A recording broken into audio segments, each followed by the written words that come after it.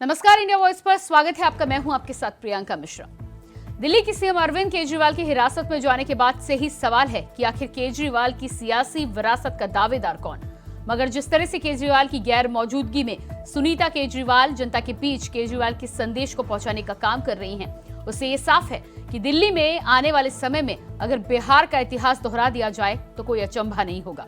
दूसरी तरफ केजरीवाल की विरासत को लोकसभा चुनाव के दौरान सहेजने और संवारने के लिए आज सुनीता केजरीवाल को आशीर्वाद कैंपेन लेकर आई हैं, जहां जनता से हर तरह की राय देने और जुड़ने की अपील की जा रही है। साथ ही केवल आम आदमी पार्टी के समर्थकों ही नहीं बल्कि सभी पार्टी और वर्ग के लोगों से जुड़ने की जिस तरह से अपील हो रही है, उससे साफ है कि लोकसभा चुनाव में पार्टी के प्रचार प्रसार से लेकर अभियान और आंदोलन तक की कमान सुनीता केजरीवाल ही संभालती नजर आएंगी। मगर उसके बावजूद भी सवाल फिर भी बरकरार है कि आखिर वाकई में कौन होगा केजरीवाल का उत्तराधिकारी। तो आज इसी मुद्दे पर होगी बात, लेकिन इससे पहले एक नजर राजनीतिक घटनाक्रम पर। कोर्ट में अरविंद जी ने अपना पक्ष रखा, आप सबने सुना तो होगा। अगर नहीं सुना है तो एक बार प्लीज उसको जरूर सुनिए। जो कुछ कोर्ट के सामने उन्होंने बोला उसके लिए बहुत हिम्मत चाहिए। सच्चे देशभक्त हैं वे। बिल्कुल ऐसे ही हमारे स्वतंत्रता सेनानी अंग्रेजों की तानाशाही से लड़ते थे। पिछले 30 साल से मैं उनके साथ हूं। देशभक्ति उनके रोम रोम में बसी है। अरविंद जी ने देश की सबसे ताकतवर, भ्रष्टाचारी और तानाशाही ताकतों को ललकारा है। आपने अरविंद जी को अपना भाई, अपना बेटा कहा है। क्या इस लड़ाई में आप अपने भाई, अपने बेटे का साथ नहीं देंगे? मुझे पूरा विश्वास है कि हम सब साथ मिलकर यह लड़ाई लड़ेंगे। मैं आपको एक व्हाट्सएप नंबर दे रही हूं। व्हाट्सएप नंबर है 8297324624। फिर से 8297324624। आज से हम एक अभियान शुरू कर रहे हैं जिसका नाम है केजरीवाल को आशीर्वाद। इस व्हाट्सएप नंबर पर आप अपने अरविंद को आशीर्वाद भेज सकते हैं, शुभकामनाएं भेज सकते हैं, दुआएं भेज सकते हैं, प्रार्थना भेज सकते हैं। कोई और भी संदेश देना चाहे तो वो भी दे सकते हैं। कई माताओं ने तो अपने बेटे के लिए मन्नत मांगी है, कई बहनों ने भी अपने भाई के लिए मन्नत मांगी है, वो भी लिख के भेजें। मुझे कई लोगों के फोन भी आए, उन्होंने अरविंद जी के लिए व्रत रखा है। कितना प्यार करते हैं अरविंद जी से लोग, वो सब लिख कर भेजिए। कुछ और भी अगर कहना है, कुछ भी मन में आए, इस व्हाट्सएप नंबर पे लिखकर भेज दीजिए। हर परिवार का हर सदस्य लिख के भेजे। आपके मैसेज पढ़ के उन्हें बहुत अच्छा लगेगा। आपका एक एक मैसेज उन तक पहुंचेगा। मैं आप सबके मैसेज उनको जेल में देकर आऊंगी। और उन्हें मैसेज देने के लिए आपको आम आदमी पार्टी का होने की जरूरत नहीं है। आप किसी भी पार्टी से हो, कोई भी हो, अरविंद जी को मैसेज जरूर भेजें। सभी युवा, महिलाएं, बुजुर्ग, बच्चे, अमीर, गरीब, सब लोग अपने भाई, अपने बेटे अरविंद जी को कुछ ना कुछ जरूर लिखें। और हाँ, इस व्हाट्सएप नंबर का भी खूब प्रचार करें। एक बार फिर से बता रही हूँ, व्हाट्सएप नंबर है 8297324624। तो जिस तरह से अरविंद केजरीवाल को लेकर सुनीता केजरीवाल ने अरविंद केजरीवाल को आशीर्वाद कैंपेन की शुरुआत की है, ऐसे में लोकसभा चुनाव में कौन संभालेगा प्रचार प्रसार की कमान और इसके साथ ही साथ केजरीवाल के बाद आम आदमी पार्टी का अगला उत्तराधिकारी कौन, इसी पर हम करेंगे बातचीत। हमारे साथ अश्वनी शाही जी नेता बीजेपी से जुड़ चुके हैं, बहुत स्वागत है आपका। विजय कौशिक जी नेता कांग्रेस से हमारे साथ जुड़ चुके हैं, आपका भी बहुत बहुत स्वागत है। और आलोक पांडे जी राजनीतिक विश्लेषक हमारे साथ हैं, आपका भी बहुत बहुत स्वागत है। तो सबसे पहले अश्वनी शाही जी, जिस तरह से सुनीता केजरीवाल जी ने आज व्हाट्सएप नंबर जारी किया है और केजरीवाल को आशीर्वाद कैंपेन की शुरुआत की है, क्या लग रहा है आपको कि केजरीवाल की जिस तरह से ईडी में रिमांड 1 अप्रैल तक बढ़ाई गई है, ऐसे में लोकसभा चुनाव की जिम्मेदारी क्या सुनीता केजरीवाल संभालती नजर आएंगी? प्रियंका जी देखिए, ये तो आम आदमी पार्टी के लोग ही बता पाएंगे कि कौन उनके यहाँ कौन संभालेगा, कौन नहीं संभालेगा। मगर जो दिख रहा है वो ये दिख रहा है कि जिस तरीके से राबड़ी देवी, जिस तरीके से परिवारवादी पार्टी की बात हम लोग करते हैं, वो परिवारवादी पार्टी साफ दिख रही है कि अरविंद केजरीवाल जी वहाँ हैं और सुनीता जी उस दल की सदस्य हैं, लेकिन न मंत्री हैं न विधायक हैं। लेकिन जिस तरीके से उन्होंने मोर्चा संभाला है तो ये लग रहा है कि अगली राबड़ी देवी वही है। लेकिन एक दो यक्ष प्रश्न है कि हम लोगों के जो काम की चीज है कि हम कल 3 दिन से मैं आंखें बंद करता हूं तो मुझे केजरीवाल जी नजर नहीं आते हैं। आत्मा, उनकी रूह कहाँ है वो मुझे दिख नहीं रही है। इसी तरीके से देश की जनता को भी एक भ्रष्टाचारी ही दिख रहा है। ये एक भ्रष्टाचारी जो भ्रष्टाचार किया, जेल गया, सुप्रीम कोर्ट ने 308 करोड़ का मामला बताया, कई गवाह हुए, और आज बेशर्मों की तरह पूरी पार्टी लगी हुई है कि जनता को दिग्भ्रमित करने में कि हमने कुछ नहीं किया, चाहे कोर्ट में हो चाहे कहीं भी हो, किसी भी कोर्ट नहीं। लेकिन अश्विनी शाही जी आपको कैसे नजर आएंगे? आप तो वैसे भी उन्हें लोकसभा चुनाव से गायब करने के मूड में हैं, तो आपको वैसे भी नहीं नजर आएंगे ना? लोगों को नहीं उनकी, अच्छा आप आंख बंद करिए और देखिए, आपको उनकी आत्मा नजर आ रही है? देखिए नहीं, मुझे नजर आने की जरूरत नहीं है ना मुझे। तो फिर वो तो उन्होंने सबके लिए कहा था, आपके लिए, हमारे लिए, जो है कौशिक जी हैं हमारे, उनको भी नजर नहीं आएंगे क्योंकि दिल्ली में ही जो चुनाव हो रहा है उनको वहां नजर नहीं आएंगे। तो आत्मा और रूह उन्होंने क्या कहा था? स्वामी जिस तरीके से अरविंदाचार्य बोल रहे हो कि मेरी आत्मा वहां होगी, मेरा शरीर यहाँ है, तो भाई प्रवचन कर रहे हैं, वो उससे नहीं काम चलेगा। देश को बताना पड़ेगा कि शराब घोटाले का पैसा आपने क्या किया। जो वो बताने के लिए गोवा के जिन विधायकों को चुनाव लड़वाया आपने, विधायक लोगों के प्रत्याशियों को, वो बताने के लिए तैयार हैं, दे चुके हैं लिखकर कि हमको नगद पैसा मिला है। वो सब बताइए ना खुला से, कहाँ गए? देश ये जानना चाहता है कि आत्मा, शरीर, रूह से मतलब नहीं है। और सुनीता जी जो आ रही हैं, ये सुनीता जी जहां से भाषण दे रही हैं वो अरविंद केजरीवाल जी की कुर्सी है। क्या कोई संवैधानिक रूप से वहां उनको बोलने का अधिकार दिया है पार्टी ने? वो जाने। लेकिन मैं तो ये कहना चाहता हूं कि आज सुनीता केजरीवाल को आगे करके और बाकी जो इनके कार्यकर्ता हैं उन कार्यकर्ताओं को पीछे ढकेलते हुए, हमारे एक भाई यहाँ भी हैं, इनको भी वहां जगह नहीं मिलने वाली है। बाकी जो है वो लेलिन और मार्क्स का मिला के जो मार्लेना एक है ना, वो उनको भी कुछ नहीं मिलेगा। तो ये बहुत सी चीजें ऐसी हैं जो दिखाई दे रही हैं प्रियंका जी, और आगे आगे देखिए होता है क्या। विजय जी, क्या लग रहा है आपको? अरविंद केजरीवाल की जिस तरह से डिमांड बढ़ी है और सुनीता केजरीवाल ने जिम्मेदारी संभाली है, लोकसभा चुनाव में जब तक अरविंद केजरीवाल बाहर नहीं आते हैं तब तक ये जिम्मेदारी क्या सुनीता केजरीवाल ही संभालेंगी या आम आदमी पार्टी से कोई और नजर आ रहा है आपको? देखिए, ये उनकी पार्टी का अपना निजी मामला है कि केजरीवाल जी अपनी धर्मपत्नी को आगे करते हैं या अपनी बेटी को आगे राजनीति में लेकर आते हैं या अपनी बेटी को सीएम बनाते हैं या धर्मपत्नी को बनाते हैं। क्या करेंगे क्या नहीं, ये उन लोगों का आपसी मैटर है। कांग्रेस पार्टी का उनकी इंटरनल राजनीति से कोई लेना देना नहीं है। अभी शाही जी कह रहे थे कि जी केजरीवाल जी ने उनको आगे कर दिया, उनको आगे कर दिया और कार्यकर्ताओं को मौका नहीं मिलता।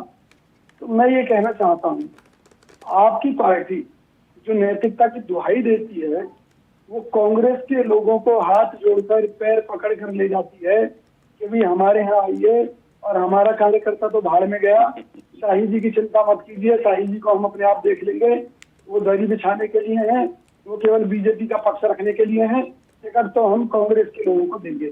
इस तरह से उन्होंने कांग्रेस के बहुत से हमारे साथियों को टिकटें दी हैं, इसमें कोई शक नहीं है। जहां तक शराब घोटाले की बात है तो इस घोटाले को हमने उजागर किया, हमने मोदी सरकार पर दबाव बनाया कि भी इसमें समय रहते रोक लगाइए ताकि जो प्रदेश की जनता का पैसा है वो माफिया के हाथ में नहीं पहुंचे।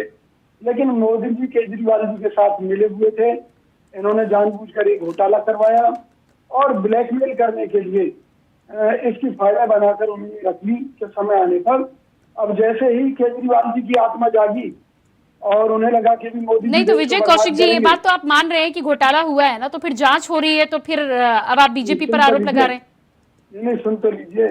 अब जब केजरीवाल जी की आत्मा जागी और उन्हें लगा कि भी मोदी जी देश को बर्बाद कर देंगे और उन्होंने देश को बचाने के लिए कांग्रेस के साथ गठबंधन किया, तुरंत ही मोदी जी ने उन्हें गिरफ्तार करवा दिया। वरना भैया नौनो सम्मान किस खुशी में भेजे गए थे, पहले सम्मान पे गिरफ्तार कर लेते। कांग्रेस पार्टी इसकी टाइमिंग को लेकर सवाल उठा रही है।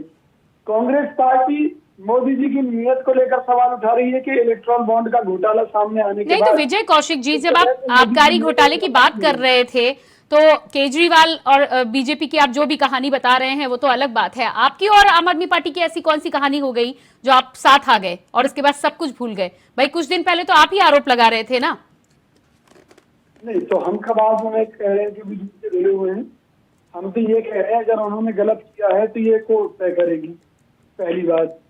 दूसरी बात ये, मोदी जी ने सिर्फ उनकी गिरफ्तारी इसलिए कराई है ताकि जो इलेक्ट्रॉन बॉन्ड का जो घोटाला है हजारों लाखों करोड़ का, उसको छुपाया जा सके। ठीक है, जहां तक कांग्रेस के गठबंधन की बात है तो मोदी जी ने 38 दलों के साथ गठबंधन कर रखा है, जिनमें से 3 दल उनको छोड़कर जा चुके हैं और जिनमें से ज्यादातर दल वो हैं जिनके ऊपर भ्रष्टाचार और बेईमानी के आरोप खुद मोदी जी लगाते थे। अजीत पवार को महाभ्रष्ट कहने वाले, उनके खिलाफ सीबीआईडी की जांच चलाने वाले माननीय मोदी जी आज उनके साथ गठबंधन करके सरकार चला रही महाराष्ट्र में।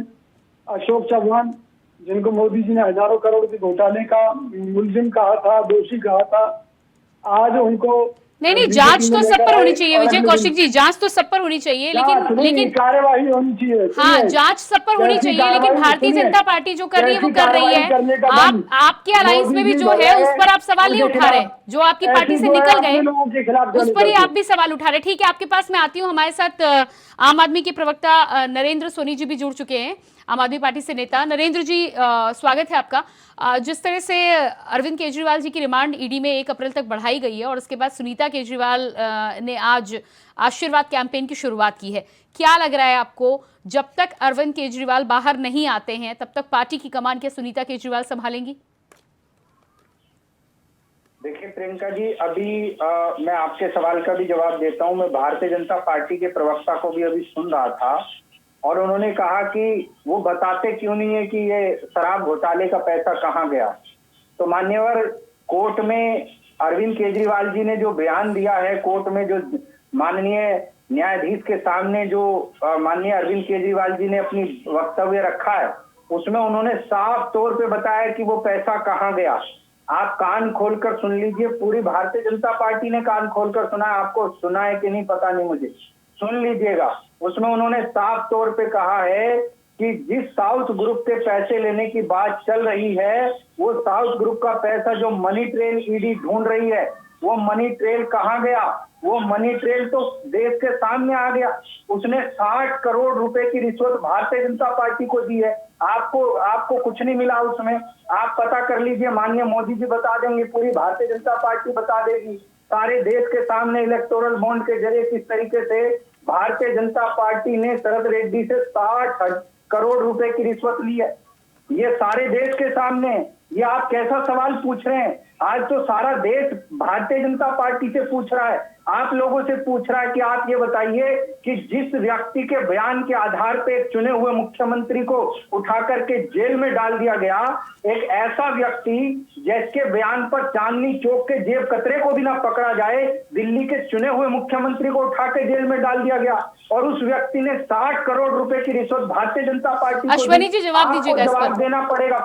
पहले भाजपा जवाब देगी कि शरद रेड्डी के 60 करोड़ रुपए घूस अश्वनी जी, जमानत कैसे दी? आपका जवाब बताइए। पहले उसके बारे में बताइए, देश जानना चाहता है। प्रियंका जी, देखिए इन लोगों ने जो जवाब, अब अरविंद केजरीवाल जी जब चोर पकड़ा जाता है तो हर जगह यही मिमियाता है कि उन्होंने लिया, इन्होंने लिया। ठीक है, अच्छी बात है, इन्होंने लगा लिया, लेकिन क्या वो विजय नायर जिसको इन्होंने बंगला दिया था, विजय नायर को जो बंगला दिया था वो किस हैसियत से दिया था? और 308 करोड़ का मनी ट्रेल जो सुप्रीम कोर्ट में कहा है कि 308 का प्रथम दृष्टया मनी ट्रेल हुआ है, वो कहाँ गया? और गोवा के जो प्रत्याशियों को पैसा लिया था वो कहाँ से आया? ये तो आपने कहा कि चलो ठीक है, हमारा लिखा पढ़ी में आ गया, आप कह रहे हैं ना, आपका जो नगद आया वो कहाँ गया? 308 करोड़ जो आप लोगों ने गोवा के चुनाव में लगाया, गोवा के प्रत्याशियों ने लिख कर दिया है, वो कौन देगा? ये जवाब है हमारा गोवा के प्रत्याशियों ने कहा, लिख के दे दिया है 12 लोगों ने कि हमको नगद पैसा दिया गया। तो ये भ्रष्टाचारियों की पार्टी चोरी करते हुए पकड़ी गई है। अब अदालत इनको सजा देगी। जैसे सिसोदिया को नहीं मिल रहा जमानत, संजय सिंह को नहीं मिल रहा है और सत्येंद्र जैन को नहीं मिल रहा, वैसे ही अब ये वहां अंदर गए हैं। अब ये प्रूव करे वहां कि हम निर्दोष हैं और हम भ्रष्टाचार नहीं किए हैं। ये चिल्लाने से नहीं होगा, अरे उन्होंने भी लिया है, अरे उन्होंने भी लिया है। ये तो वो चांदनी चौका जब कतरा करता है कि जिसको जब सिपाही 2 फट्टा मारता है, जैसे अरविंद केजरीवाल जी को 4 फट्टे पड़े हों, वैसे में भी आ रहे थे कल। स्थितियां जो है उनके विपरीत है। ये आप मत करिए। आपका पैसा जाहिर हो चुका है कोर्ट में, अब कोर्ट में साबित करिए, टीवी स्क्रीन पर। चलिए ठीक है, मुद्दे पर आती हूँ मैं। आलोक पांडे जी हमारे साथ राजनीतिक विश्लेषक बने हुए हैं। ठीक है, आती हूँ मैं अश्विनी जी, आती हूँ मैं नरेंद्र जी। आलोक जी, क्या लग रहा है आपको, जिस तरह से आज कैंपेन की शुरुआत की गई है, 1 अप्रैल तक अभी तो राहत नहीं मिल रही है, ये बात बिल्कुल तय, और उसके बाद आगे देखा जाएगा कि ईडी को कितनी रिमांड मिलती है, कोर्ट इस मामले पर क्या फैसला सुनाती है। लेकिन जिस तरह से कैंपेन की शुरुआत की जा रही है, चुनाव बेहद नजदीक है, क्या लग रहा है कि अगर अरविंद केजरीवाल बाहर नहीं निकल पाते हैं तो सुनीता केजरीवाल बिहार वाले इतिहास को दोहराती नजर आएंगी? देखिए, डेमोक्रेसी में जिसको भी विधायकों का समर्थन प्राप्त है वो मुख्यमंत्री हो सकता है। टेक्निकली बात सही है जी। अब हम उसे बिहार में जोड़े या न जोड़े, लेकिन जहां से अरविंद भाई संदेश दिया करते थे, जिस कुर्सी से, जिस कमरे से और उन दीवालों से वो फोटो लगी हुई, वहीं से उनकी पत्नी दे रही है, तो संदेश साफ है कि जो मार्लेना मैडम का नंबर था कि वो आरती मार्लेना मुख्यमंत्री बनेंगी, उनका नंबर तो कट गया। अरविंद भाई को लगता है कि यार बंगला चला जाएगा, सुविधाएं चली जाएंगी, और जो हम करोड़ों रुपए बंगले में खर्च किए हैं पर्दों से लेकर सारी चीजों में, उसका उपभोग करने को नहीं मिलेगा। वो आतिथ्य के लिए थोड़े ना अरविंद भाई ने बंगला बनवाया था। तो अगर पत्नी बनी रहती है मुख्यमंत्री तो वो जेल में भी रहेंगे, तो पत्नी बच्चे तो सुविधाओं का लाभ ले लेंगे। अब मैं ये कह के रहा हूँ क्योंकि ये आम आदमी पार्टी भारत की राजनीति बदलने के लिए आई थी। वो बड़ी गाड़ी, बड़ी बंगले और इनका विरोध करते थे। एक बाहर निकली हुई शर्ट, 5 रुपए का लगा वो पेन, और उसके बाद जो अरविंद भाई ने अपने आप को गेयर बदला है, जो प्रॉपर राजनेता होते हैं उनको भी पीछे छोड़ दिया। अब आने वाली जो जनरेशन है वो 30, 40, 50 साल तक किसी जन आंदोलन पर भरोसा नहीं करेगी। अरविंद भाई ने इतना राजनीतिक रूप से काम कर दिया है, जब बीजेपी और कांग्रेस को फिर क्यों न चुने?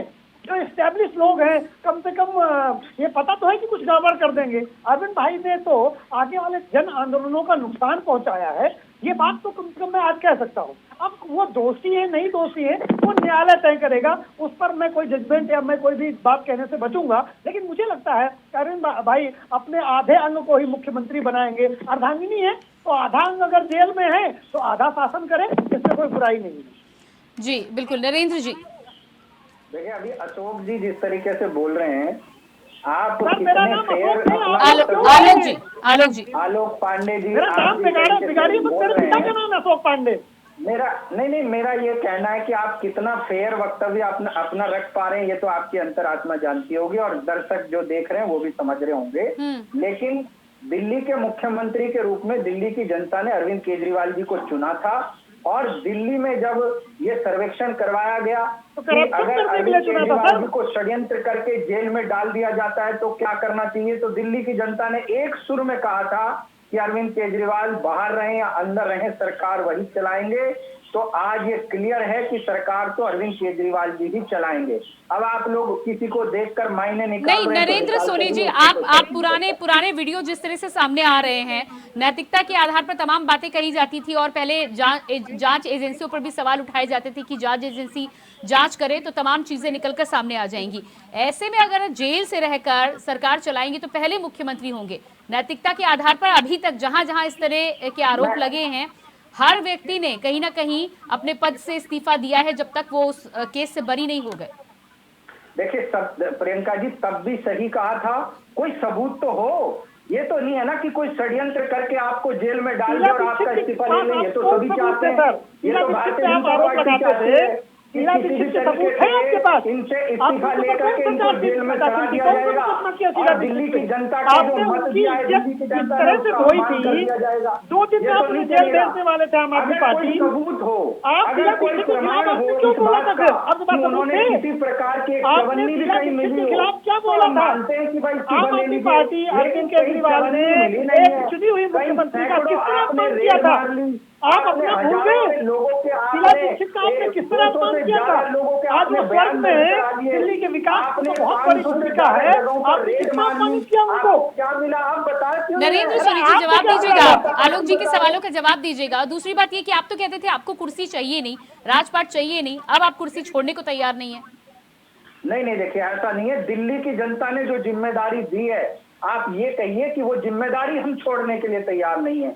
अरविंद केजरीवाल जी को अगर दिल्ली के लोगों ने जिम्मेदारी दी है तो वो जिम्मेदारी को पूरा निभाएंगे, बीच में बहुत बिल्कुल बढ़िया। नहीं छोड़ेंगे, बिल्कुल नहीं छोड़ने वाले हैं। तो अरविंद तो केजरीवाल जी जबरदस्ती जिम्मेदारी कानून निभा अपना रहे काम करेगा हैं। सर। कुर्सी का कोई मामला नहीं है। कुर्सी के मामले तो भारतीय जनता पार्टी से जुड़े हुए हैं, जिन्होंने करोड़ों करोड़ के घोटाले कर लिए, उनको उठा उठा के गले लगा के इन्होंने मुख्यमंत्री और उप मुख्यमंत्री और मंत्री केंद्र में क्या क्या बना रखा है। कौन नहीं जानता हेमंत बिश्व शर्मा के बारे में?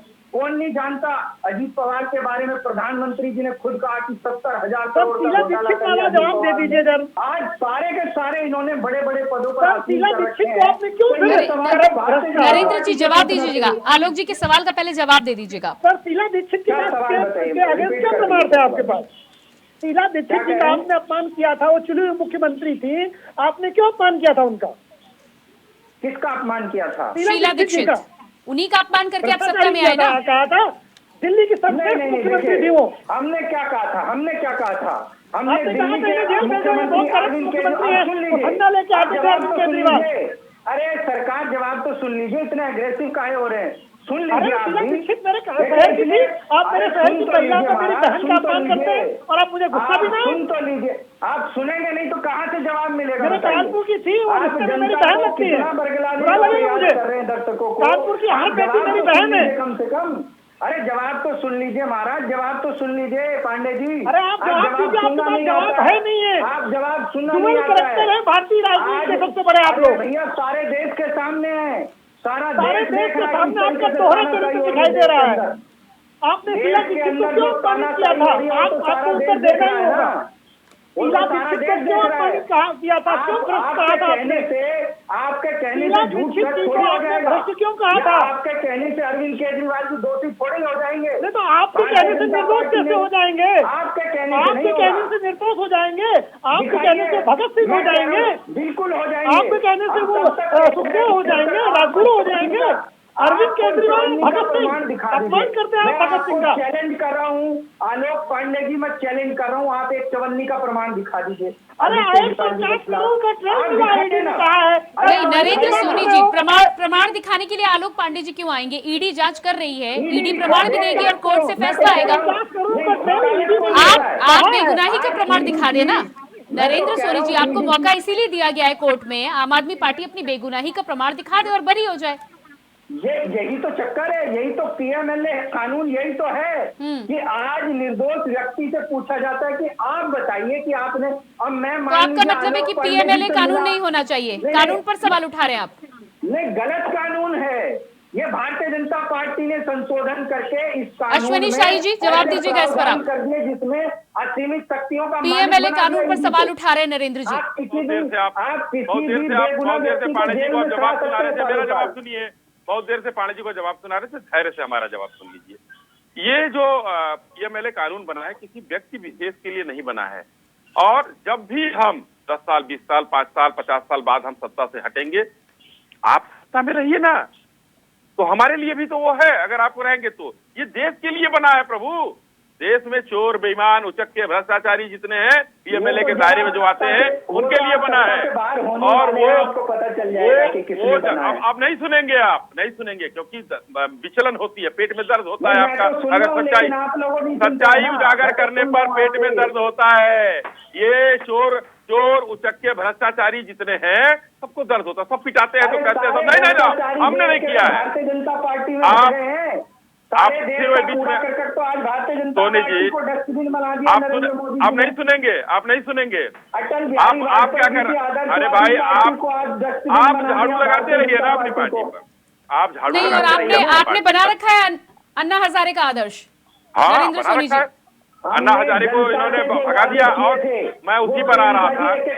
नरेंद्र सोनी जी, लोकपाल, एडमिरल रामदास, एक पूरी लिस्ट है। आप लोगों ने प्रशांत भूषण, गारंटी पूरी की गई है।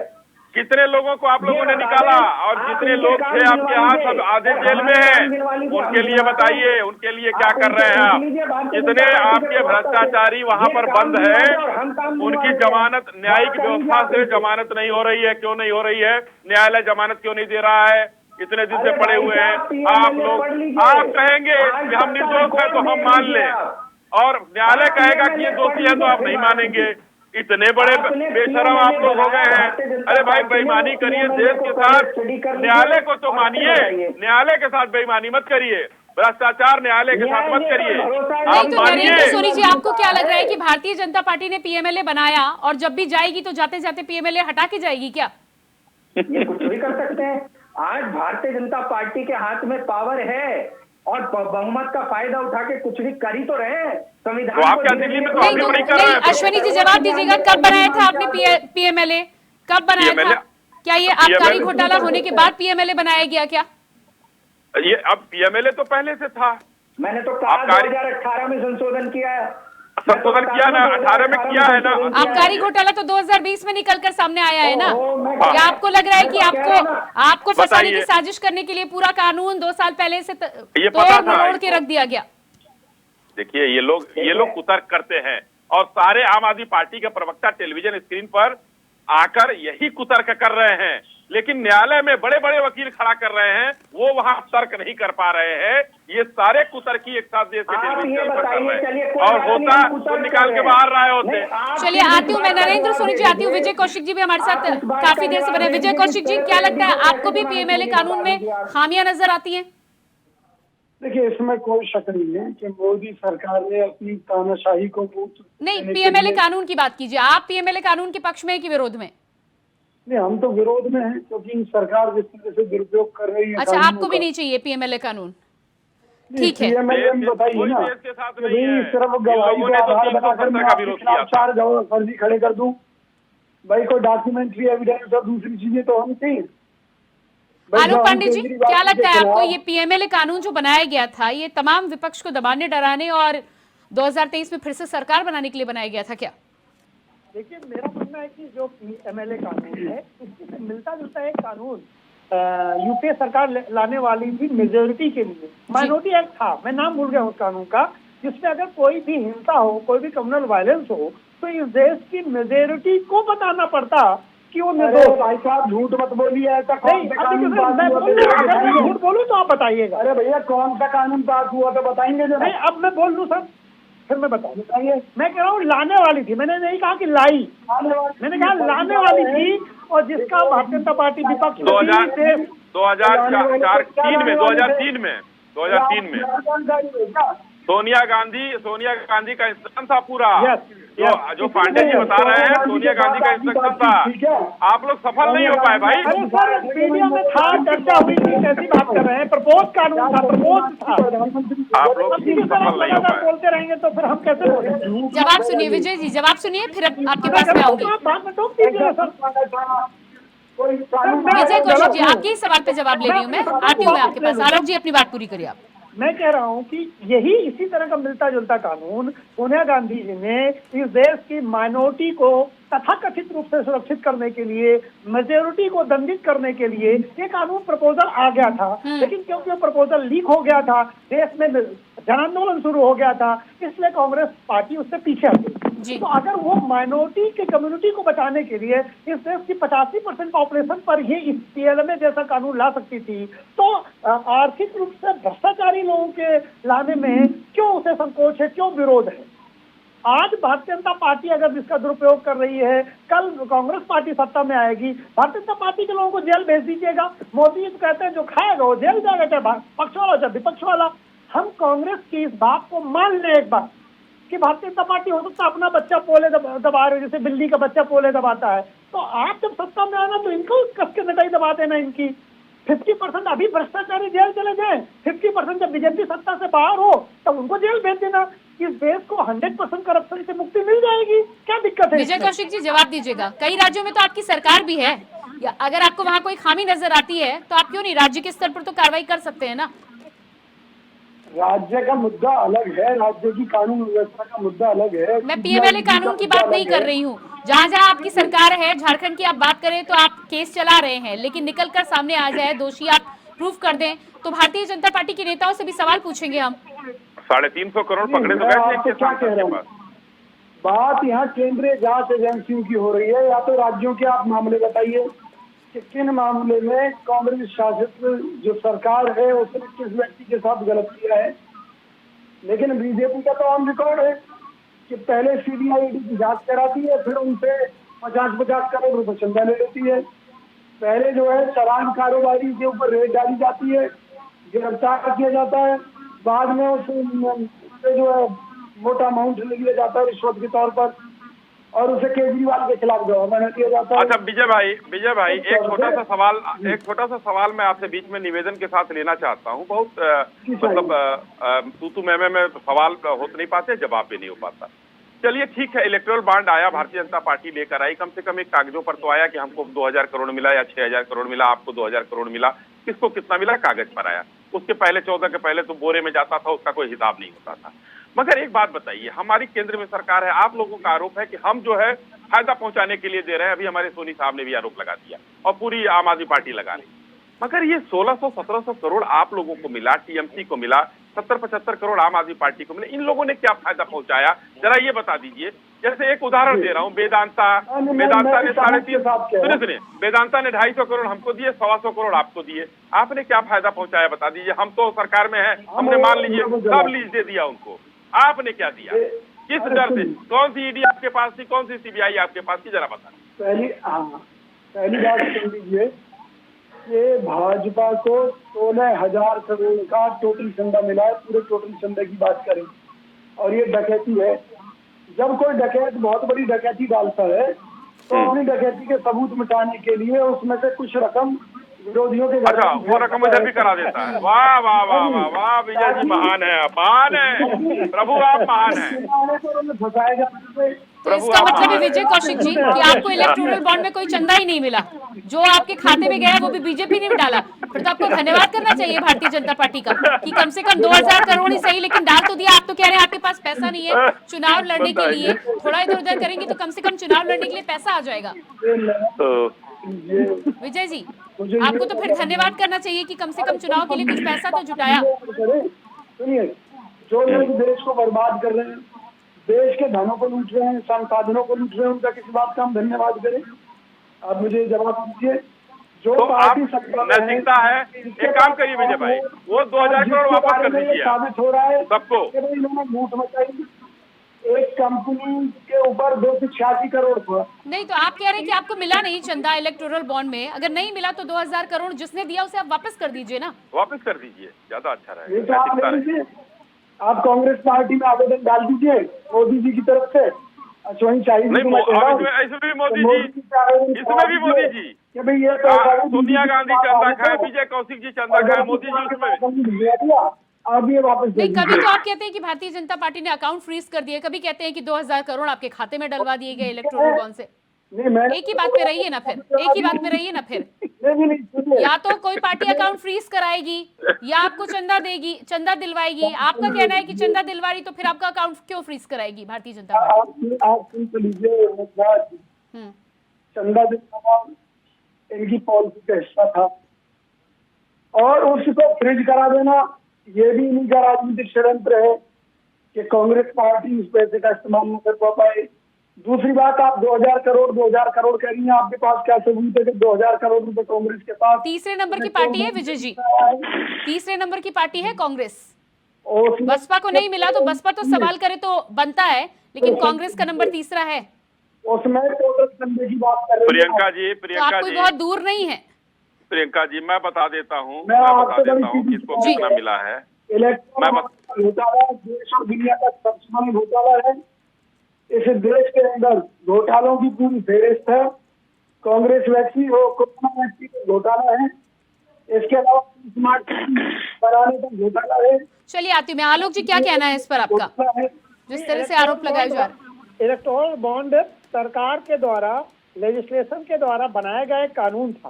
तो अगर कानूनी रूप से घोटाला हुआ है, मान लेते हैं, तो 700 करोड़ जो 2000 करोड़ का भी बाहर आया है, उसमें 700 करोड़ एनडीए को मिला है और 1300 करोड़ इंडिया गठबंधन को मिला है।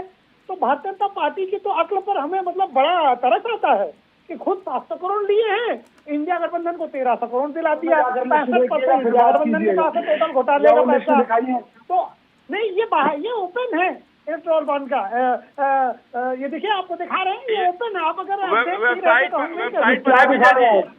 चुनाव आयोग की वेबसाइट पे पड़ा है, आप देख लीजिए। अपडेट है, हम तो याद है, इसलिए हम आपको बता रहे हैं। क्या पड़ा है बता दीजिए। तो विजय जी, चुनाव आयोग की वेबसाइट पे आप चले जाइएगा, जानकारी पूरी ले लीजिएगा। पूरी जानकारी है, किसने कितना दिया। ये जो बता रहे हैं 5 लाख करोड़ का, 5 लाख करोड़ की कब बात की? अरे भाई 2000 करोड़ की अभी तक बात आई है। 5 लाख 2000 करोड़ 6,000 करोड़ भारतीय जनता पार्टी को, 1600 कुछ करोड़ टीएमसी को, आपको 18 या 1900 करोड़ टीएमसी को, 700 करोड़ जो है डीएमके को। ये सब झूठे नहीं है, ये अखबारों में छपे हैं। विजय जी, आपका थोड़ा सा पढ़ लिया, अखबारें पढ़ लिया सवेरे के अखबार। नहीं तो विजय जी, आप किसकी चुनाव आयोग की वेबसाइट पर भरोसा करेंगे? कोर्ट ने जो दिया है डिटेल, उस पर भरोसा करेंगे या फिर आप कोई और डिटेल लेकर आएंगे? डिटेल पर भरोसा करेंगे और कोर्ट की डिटेल के मुताबिक 16,000 करोड़ 16,000 करोड़ 16,000 करोड़ की डिटेल आपको कहाँ से मिलती है? ये सोर्सेस तो आप ही बताएंगे। चलिए ठीक है, ये मुद्दा नहीं है, इस मुद्दे पर बात नहीं करेंगे। काफी देर इस पर बहस हो गई। हम बात कर रहे थे आम आदमी पार्टी की। आलोक जी, क्या लग रहा है आपको, आम आदमी पार्टी को जिस तरह से लेकर, केजरीवाल को लेकर जिस तरह से यहाँ पर बातचीत हो रही है, सुनीता केजरीवाल आगे आएंगी, प्रचार प्रसार में आगे लेंगी, लेकिन बड़ी सवाल यहाँ पर यह भी है कि आखिर परिवारवाद का सवाल एक बार फिर से परिवारवाद पर आकर अटक गया है कि सुनीता केजरीवाल के अलावा आम आदमी पार्टी में ऐसा कोई नहीं है जो अरविंद केजरीवाल के बाद आम आदमी पार्टी को आगे ले जा सके। नहीं, मैं इंडिया वाइस में मैंने एक बार कहा था कि आम आदमी पार्टी में नंबर 1 से लेकर नंबर 10 तक सिर्फ अरविंद केजरीवाल, यानी नंबर 2 भी अरविंद केजरीवाल, नंबर 3 भी अरविंद केजरीवाल, नंबर 8 भी अरविंद केजरीवाल। पार्टी को संभालने के लिए कोई शक्तिशाली नेता और है नहीं, और जो थे 2, 3, 4, 5, 6 में वो जेल में है। तो अरविंद केजरीवाल अगर जेल जाते हैं तो पार्टी में और ऐसा कोई कद्दावर नेता नहीं है जो पार्टी को संभाल सके। अब बचा केवल ये कि उनकी पत्नी भले संभाल लें। तो अब अगर पत्नी संभालती है तो सर, अरविंद केजरीवाल ने कहा था हम बंगला नहीं लेंगे, ले लिया। उनका सुरक्षा नहीं लेंगे, ले लिया। उन्होंने कहा था कि हम ये नहीं करेंगे, कर लिया। तो पत्नी को परिवारवाद वाला आरोप भी लगेगा, फिर कोई एक नया एक्सक्यूज ले आएंगे। तो एक एक्सक्यूज के साथ पत्नी को बना देंगे और फिर आम आदमी पार्टी के प्रवक्ता बेचारे डिफेंड करते घूमेंगे कि भाई अब क्या करें, और दिल्ली का जनादेश है, जनता का जनादेश है। मैं हमेशा कहता हूं कि हमारी बहन शीला दीक्षित के ऊपर जब इन्होंने आरोप लगाया था, इनके पास कोई जवाब नहीं है। कानपुर की बेटी थी, मेरी माँ और मेरी बहन जैसी है, उसके ऊपर उन्होंने इतनी, चुनी मुख्यमंत्री थी ना, इतनी इज्जत उनकी उछाली क्यों बेचारी। मुझे लगता है कि इसी वजह से उनकी जो है 2-4 साल और जीवन कम हो गया। आपने इतना मलानत किया, आप मुख्यमंत्री बन गए झूठ बोल बोल करके। आम आदमी पार्टी दिल्ली में सत्ता में आ गई शीला दीक्षित का आपको बदनाम करके। लेकिन आपने क्या किया उनके साथ? अगर उन्होंने गलत किया था तो उनके ऊपर मुकदमा होना चाहिए। नरेंद्र जी, जवाब दीजिएगा। नहीं किया था तो उनको झूठ क्यों बोला आपने? वो भ्रष्टाचार आप उजागर क्यों नहीं कर पाए आपकी सत्ता में आने के बाद? जिस भ्रष्टाचार की आप बात करते थे, आज तो आप उन्हीं के साथ गठबंधन में हैं। देखिए आलोक पांडे जी, आज जो कांग्रेस पार्टी के साथ अपनी सिंपैथी जता रहे हैं भारतीय जनता पार्टी के प्रवक्ता के पीछे जाकर, तो बड़ी हंसी। तो वो भारतीय जनता पार्टी की तरफ से भी ना बोले, कांग्रेस की तरफ से ना बोले, तो आपको क्या लगता है सब आपके साथ ही खड़े रहे? मैं कहाँ कह रहा हूँ मेरे साथ खड़े रहे, हमारे साथ तो जनता खड़ी है। तो अभी तक तकलीफ आपको होती थी कि बीजेपी के पक्ष में बोल रहे हैं। हमें इन लोगों की जरूरत क्या है? अब तो कांग्रेस, अब तो शीला दीक्षित के पक्ष में, वो तो है भी नहीं अभी। अगर उनके काम को लेकर कोई तारीफ कर रहा है तो आपको तकलीफ क्यों है? मैं तो कह रहा हूँ सारा मीडिया सब कुछ इनकी तरफ से बोल लीजिए, आप भी बोल लीजिए। मैं मना थोड़ी कर सकता हूँ किसी को, मेरा किसी के ऊपर अधिकार थोड़ी, मैं तो अपनी बात रखूंगा। आप मुझे मेरी बात पूरी रखने नहीं दे रहे हैं, पहले आपने टोक दिया, आप मेरी बात तो पूरी सुन लीजिए। आप पहले मेरी बात पूरी सुनिए कि आलोक पांडे जी ने जो सिंपैथी जताई अभी शीला दीक्षित जी के साथ, हमने हमेशा, चाहे कांग्रेस पार्टी हो चाहे भारतीय जनता पार्टी हो, हमेशा नीतियों पर सवाल उठाए हैं। और जब कांग्रेस पार्टी दिल्ली की सरकार में थी तब भी नीतियों पर सवाल उठाए थे कि हर 2-3 महीने के अंदर बिजली के रेट कैसे बढ़ जाते थे। आज भी वही बिजली कंपनियां हैं। आज कैसे दिल्ली की जनता को मुफ्त में बिजली मिल रही है? आज कैसे दिल्ली के लोगों को मुफ्त में बिजली मिल रही है? आज कैसे दिल्ली के लोगों को मुफ्त में पानी मिल रहा है? आज कैसे दिल्ली के लोगों को, दिल्ली की महिलाओं को डीटीसी में फ्री यात्रा मिल रही है? कैसे दिल्ली के बुजुर्गों को फ्री में तीर्थ यात्रा मिल रही है? सब कुछ हो रहा है और सारा कुछ। पहले सुन लीजिए, पहले सुन लीजिए ना, ये शिष्टाचार सीख लीजिए। मैं आपके बीच में नहीं बोला, मैंने आपकी बात पूरी सुनी। आलोक जी, मैंने आपकी बात पूरी सुनी है। आप अब मेरी बात सुन लीजिए पहले, बाद में आपके सवाल का जवाब दूंगा। पहले एक सवाल का जवाब तो ले लीजिए महाराज, एक सवाल का जवाब तो ले लीजिए। बहन का अपमान क्यों किया इसके बेहतरीन मुख्यमंत्री को? झूठा आरोप क्यों लगाया आपने उन पर? हम क्या कह रहे हैं? हमने नीतियों पे सवाल उठाया था, तब भी उठाया था, आज भाजपा उठा रहे हैं और हमेशा उठाते रहेंगे। अगर बिजली कंपनियां हर 2-3 महीने के अंदर बिजली के रेट बढ़ा रही थी, अरे आपके कहने में थोड़ी होगा। दिल्ली के लोगों से जाके पूछे, आप दिल्ली के लोगों से जाके पूछे, दिल्ली के मजदूरों से पूछे, आप दिल्ली के आम आदमी से जाके पूछे, आप दिल्ली के आम आदमी से जाकर पूछे कि कांग्रेस पार्टी की जब सरकार थी दिल्ली में तब कितना, मैं उस पर जाना नहीं चाहता हूँ, लेकिन आप मेरे सवाल का एक जवाब भारतीय जनता पार्टी के प्रवक्ता से ले लीजिए। प्रियंका जी, मेरा एक सवाल है भारतीय जनता पार्टी के प्रवक्ता से। उन्होंने आप सवाल कर दीजिएगा नरेंद्र जी, लेकिन आलोक जी का सवाल अगर है कि अगर इतना भ्रष्टाचार कह के आप आम आदमी पार्टी सत्ता में आई, तो जिस भ्रष्टाचार की आप बात करते थे उसका कहीं कोई सबूत है? कोई गुनहगार निकला, कुछ निकाला आपने, या उसके लिए भी भारतीय जनता पार्टी दोषी है? बिल्कुल दोषी है। एंटी करप्शन ब्रांच किसने छीना? 2015 में जैसे हमारी सरकार बनी, एंटी करप्शन ब्रांच पे इस तरीके से तो आप कहना चाह रहे हैं कि शीला दीक्षित को बीजेपी ने बचाया? जनता पार्टी ने जब कब्जा किया, नहीं तो आप ये कहना चाह रहे हैं कि शीला दीक्षित को बीजेपी ने बचाया, कांग्रेस की सरकार को बीजेपी ने बचा लिया? भाजपा के प्रवक्ता जवाब दे देंगे, हमें नहीं पता इस चीज का, क्योंकि जब एंटी करप्शन ब्रांच ने अश्विनी जी इस पर जवाब दीजिएगा। जब कार्रवाई करनी शुरू करी थी, उसी वक्त भाजपा के लोगों ने प्रधानमंत्री जी, ठीक है, आपके सवाल का मैं जवाब ले लेती हूँ, उसके बाद आप दूसरा सवाल कीजिएगा। जी अश्विनी जी जवाब दीजिएगा। सोनी जी, देखिए देश में आज जो है अरविंद केजरीवाल जी के ऊपर आफत आई हुई है, तो सुप्रीम कोर्ट भी जा रहे हैं, हाई कोर्ट भी जा रहे हैं, लोअर कोर्ट भी जा रहे हैं। तो शीला दीक्षित जी के खिलाफ अगर वो था और एंटी करप्शन आपके पास नहीं था, चलिए ठीक है, नहीं था तो आप न्यायालय की शरण में तो जा सकते हैं कि ये मुकदमा 156(3) के तहत लिखा जाए। आप कहीं नहीं गए कि अगर वो बेईमान थी तो आप रुक जाइए, आप जवाब लीजिए। अब देखिए सुन लीजिएगा नरेंद्र जी, सुन लीजिएगा फिर जवाब दे दीजिएगा। अब पांडे जी को तो आप चुप करा रहे थे, सोनी साहब थोड़ा सा धैर्य दिखिए। अभी आपने गिनवा दिया बिजली, पानी की व्यवस्था इतनी अच्छी है आपके यहाँ दिल्ली में कि एक दिन बंद होते हैं अरविंद केजरीवाल जी और एक चिट्ठी भेज देते हैं, वो मार्लेना जी पढ़ना शुरू करती हैं कि उनको टैंकर वहां पर पहुंचना चाहिए। जब टैंकर से ही पानी देना है दिल्ली को, तो कौन सी पानी आज तक दे नहीं पाए पानी आप दिल्ली को इतने साल से सरकार में। स्वास्थ्य व्यवस्था की बात आपने की, मैं बताना चाहता हूँ, कुछ दिन पहले बड़े लिस्ट जारी हुए थे, सिसोदिया जी की पत्नी का इलाज कहाँ होता है? मेदांता में, गुड़गांव में। और देखिए हिंदुस्तान में शंकर नेत्रालय चेन्नई और सीतापुर अस्पताल उत्तर प्रदेश में बड़ा मशहूर है, बहुत लोग आते हैं, नेपाल, भूटान, पाकिस्तान, इंग्लैंड, कई देशों से आते हैं लोग। लेकिन आपके एक राज्यसभा सदस्य गए आंख का ऑपरेशन कराने, कहाँ? लंदन। वहां घूम रहे किसके साथ? वो खालिस्तानी महिला जो सपोर्टर है उसके साथ वो घूम रहे हैं। और कहाँ कहाँ लेके आओ, तब तक पन्नू जी का एक आ जाता है वीडियो कि 160 मिलियन हमसे लिया है आपने।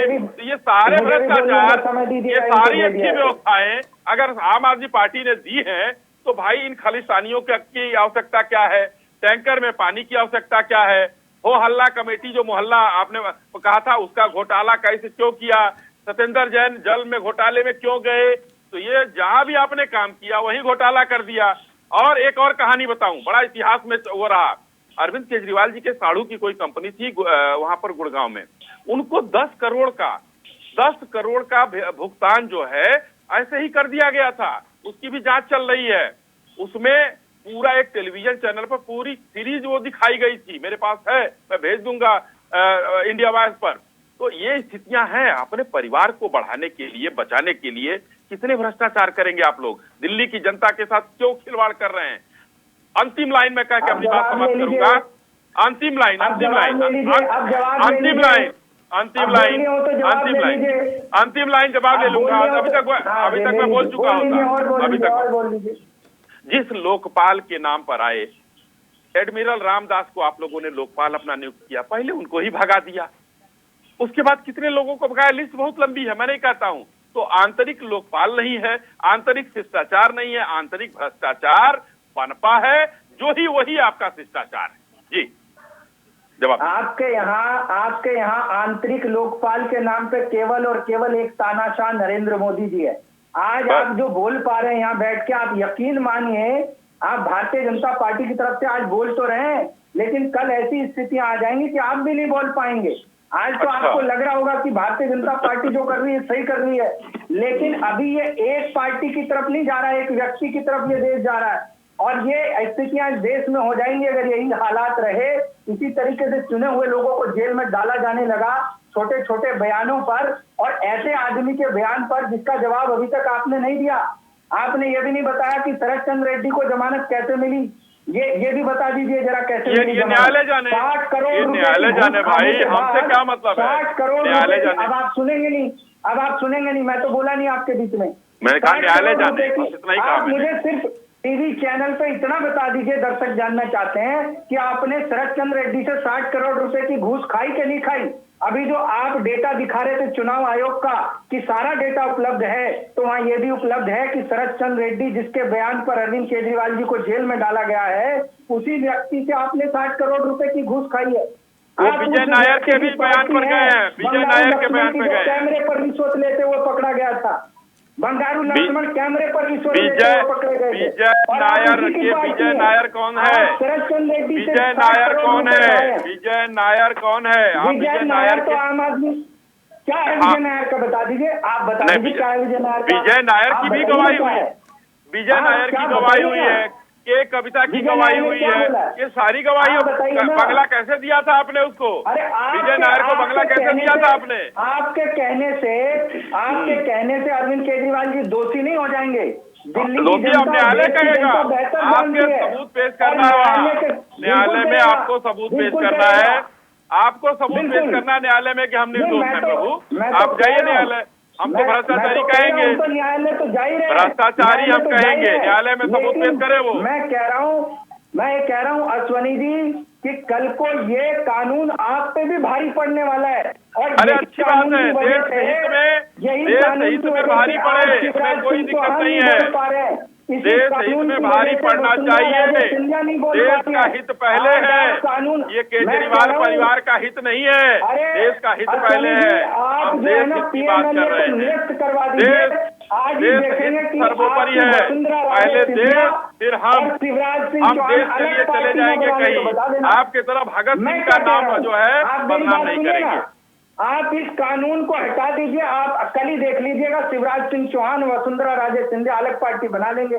अगर अच्छा कानून को हटा लें, आप बाहर हो जाएं, जो चोर पकड़े गए हैं, भ्रष्टाचारी पकड़े गए हैं, वो बाहर हो जाएं, कानून हटा लें।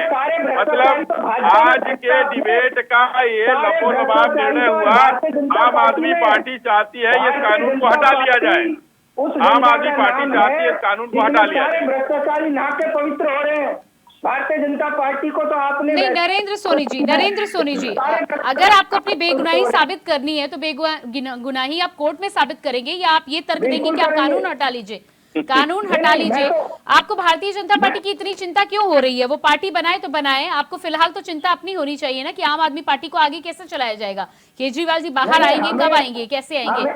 प्रियंका जी, हमें अपनी कोई चिंता नहीं है, हमें चिंता इस देश की है। आज देश जिस दिशा में ले जाया जा रहा है, नहीं इसी तरह से आपको चिंता है कि पीएमएलए कानून हटा लिया जाए और उसके बाद आप देश की चिंता करेंगे? मैं ये नहीं कह रहा हूँ कि पीएमएलए कानून हटा लिया जाए। अभी आपने कहा भाई, लोगों को अभी कहा, आपको तो आपत्ति भी है ना नरेंद्र सोनी जी, आपको विजय कौशिक जी को आपत्ति भी है, और उसके बाद आपका ये भी कहना है कि कानून हट जाए तो क्या क्या हो जाएगा? आपत्ति ये है, हमें आपत्ति ये है कि जिस तरीके से अभी जो कह रहे हैं ना अश्वनी जी कि आप साबित कीजिए कि आप निर्दोष हैं, ये कानून कोर्ट में तो साबित करना आप ही को है भाई, आपके वकील को। आपको देखिए, आप सुन लीजिए, एजेंसी को साबित करना होता है, एजेंसी सबूत दिखाए कि आप चोर हैं, एजेंसी दिखाएगी ना सबूत। आप कल को मैं हाँ, ठीक है ठीक है ठीक है ठीक है। अब एक लाइन बात सुन लीजिए। हाईकोर्ट में क्या हुआ था, मुझे कंप्लीट तो कर लेने दीजिए। अरे हाईकोर्ट में क्या हुआ वो भी बता दूंगा, मुझे कंप्लीट तो कर लेने दीजिए। अश्वनी जी से मैं मिल लिया, दर्शक भी समझ लेंगे। अश्वनी जी से मान लीजिए मैं आज शाम को मिला, अब मैंने जाके अगले दिन जाके एफआईआर करा दी कि अश्वनी जी ने मेरे से 5 करोड़ रुपए लिए हैं। अब अश्वनी जी साबित करें कि नहीं लिया। अश्वनी जी ये तो कहेंगे कि मिले तो थे लेकिन पैसे नहीं लिए, यही तो कह सकते हैं। क्या सबूत दिखाएंगे बताइए? अरे आप ही करा दीजिए ना, है ना, आप ही कराइए ना भाई, ये तो आप ही कराइए ना। और भारतीय जनता पार्टी बताए कि वो तो देश की जनता के सामने है कि शरद चंद्र रेड्डी नहीं, तो आपको आपके कहने का क्या मतलब है कि पीएमएलए कानून से लेकर इस देश के जितने भी कोर्ट है सब में इतने लूप होल है कि सब फायदा उठा ले जाते हैं? आलोक पांडे जी क्या कहना है? भारतीय संविधान से लेकर भारतीय कानून जिसे मजबूत माना जाता है उस पर सवाल उठाए जा रहे हैं सीधे सीधे। देखिए, जब आप फंसते हैं तो कानून पे ही सबसे आसान होता है कि उस पर निशाना उठाया जाए। लेकिन मेरा मानना है कि एक याचिका इस बात पे भी सर्वोच्च न्यायालय में होनी चाहिए कि जो ये कानून है पीएमएलए, ये भारतीय संविधान के अगेंस्ट है। कुछ लोग तो इस बात के लिए भी गए थे कि उनको ईडी की कार्रवाई से मुक्ति मिल जाए। 14 पार्टियां गए थे, तब सर्वोच्च न्यायालय ने कहा कि आप नेता हैं इसलिए आपको ईडी की कार्रवाई से मुक्ति दे दी जाए क्योंकि आप विपक्ष में हैं, इसलिए भी गए थे इस देश के विपक्ष के नेता। तो इसलिए ऐसे से जब तर्क गढ़े जाते हैं तो एक तर्क और गढ़ा जाए कि सुप्रीम कोर्ट में याचिका लगाइए और कहिए कि ये जो कानून है ये फांसीवादी है, भारतीय जनता पार्टी ने गलत कानून बनाया है और सर्वोच्च न्यायालय के पास एक शक्ति है। नहीं तो आलोक जी, जब कानून बनता है और कानून विपक्ष को पसंद नहीं आता तो तमाम आंदोलन किए जाते हैं। पीएमएलए के समय इस तरह का आंदोलन, आप भी आम आदमी पार्टी, आप भी सत्ता में थे, कांग्रेस भी सत्ता में थी, उस समय इतना विरोध क्यों नहीं आया? मुझे लगता है जी, मुझसे प्रश्न है आम आदमी पार्टी। जी आलोक जी, पहले आप, फिर मैं कांग्रेस के पास जाऊंगा। मेरा मानना है कि शायद उस समय नहीं लग रहा था कि जो एक पॉलिटिकल अंडरस्टैंडिंग थी कि हम भी भ्रष्टाचार करें, तुम भी भ्रष्टाचार करो, तुम हमें कहो हम तुम्हें कहें, लेकिन कार्रवाई न हो, ये एक अंडरस्टैंडिंग थी 2014 के पहले तक। भारतीय जनता पार्टी ने उस अंडरस्टैंडिंग को तोड़ दिया है कि हम भ्रष्टाचारियों को जेल भेजेंगे, अगर हमारे कोई भ्रष्टाचारी हैं तुम सत्ता में आना, तुम जेल भेज देना। अगर आपको ऐसा लगता है कि हम सत्ता में हैं तो इसलिए भ्रष्टाचारियों को बचा रहे हैं तो आप सत्ता में आइएगा, आप जेल भेज दीजिए। विजय कौशिक जी, विजय कौशिक जी, ठीक है। नरेंद्र जी, आप अपनी बात कहिए। अगर इतना ही विरोध था तो जब कानून बन रहा था तब इतनी मजबूत आपत्ति आपने क्यों नहीं दर्ज कराई? देखिए प्रियंका जी, अभी आलोक पांडे जी जिस तरीके से बोल रहे हैं कि भारतीय जनता पार्टी जब से आई है वो इसने ये संदेह खत्म कर दिया कि हम दूसरी पार्टी पर कार्रवाई नहीं करेंगे। अरे भैया, जब सारे भ्रष्टाचारी ही भारतीय जनता पार्टी में चले गए, आप मुझे बताइए पांडे जी, अगर आप निष्पक्षता से अपनी बात रख रहे हैं तो आप बताइए कि प्रधानमंत्री जी ने क्या ये नहीं कहा था कि अजीत पवार ने 70,000 करोड़ का घोटाला किया है? क्या अमित शाह जी ने हेमंत बिश्व शर्मा पे ये वक्तव्य नहीं दिया था कि हेमंत बिश्व शर्मा घोटालेबाज हैं? आज वो भारतीय जनता पार्टी के मुख्यमंत्री और उप मुख्यमंत्री बने हुए बैठे हैं, कोई मंत्री बने हुए बैठा है। तो सवाल इस बात पे है, सवाल इस बात का है कि आखिरकार भारतीय जनता पार्टी में जो चला जाता है वो तो पाक साफ हो जाता है, वो तो पवित्र हो जाता है, उसके सारे पाप धुल जाते हैं। और जो सोनी जी जवाब ले लीजिए, होता है जो भारतीय जनता पार्टी में जाने से इनकार कर देता है, सोनी जी जवाब ले लीजिए। जेल में डाल ठीक है, अश्विनी जी जवाब दीजिएगा। सोनी जी देखिए, मैं आपको बताना चाहता हूँ, ये जो आपने अभी 3 बार ये सवाल किया, मैं बहुत स्पष्ट रूप से बताना चाहता हूँ। माननीय गृह मंत्री जी ने एक देश के बहुत बड़े चैनल पर बैठकर ये स्पष्ट रूप से कहा था इसी सवाल के जवाब में कि हमने जिसको भी अपने साथ मिलाया है उस किसी का केस नहीं बंद है और सब चार्जशीटेड होने के बाद आए। दूसरा, उसमें उन्होंने लाइन जोड़ा था कि हमने एक कानून पास किया है जो आईपीसी की धाराओं में चेंजेज है, वो 3 साल के अंदर जेल है। अगर वो आरोपी जैसे ही अपराधी साबित होते हैं, हम उनको अपने उस संगठन से उनसे कोई नाता नहीं और वो उनको जेल में होंगे। इसलिए स्पष्ट रूप से आप सब सुन लीजिए कि हमको कोई, समय मेरे पास नहीं है, समय मेरे पास नहीं। नरेंद्र, सुन लीजिए, बहुत छोटा सा कमेंट, फिर मैं वाइंड अप करूंगी जी। बस मैं ये कहना चाहता हूँ कि अगर ऐसी ही बात है तो ईडी ने छगन भुजबल जब भारतीय जनता पार्टी में जाके मंत्री बन गए तो ईडी ने कोर्ट में ये कैसे कह दिया, ये क्यों कह दिया कि उनकी फाइल खो गई? हमारी क्यों सरकार कहा नहीं कि थी उनकी वहाँ। फाइल खो ठीक है, गई? कार्रवाई हमारे जारी सरकार है। तेरह बहुत बहुत में- धन्यवाद आप सभी का देना चाहूंगी। अश्विनी जी, आलोक जी, नरेंद्र जी और विजय कौशिक जी, बहुत बहुत धन्यवाद जुड़ने के लिए। तो जिस तरह से लगातार आम आदमी पार्टी को लेकर एक तरफ तो कार्रवाई चल रही है, 1 अप्रैल तक अरविंद केजरीवाल ईडी की हिरासत में रहेंगे और इसी बीच सुनीता केजरीवाल ने अरविंद केजरीवाल को आशीर्वाद नाम से कैंपेन की शुरुआत की है। अब देखना यह होगा कि तमाम कैंपेन के साथ ही लोकसभा चुनाव आते आते तक आम आदमी पार्टी की बागडोर किसके हाथ में रहती है और कौन लोकसभा चुनाव में आम आदमी पार्टी को आगे ले जाने का काम करता है। फिलहाल हमारे इस खास कार्यक्रम में इतना ही। खबरों के लिए बने रहिए इंडिया वॉइस के साथ। मुझे दीजिए इजाजत, नमस्कार।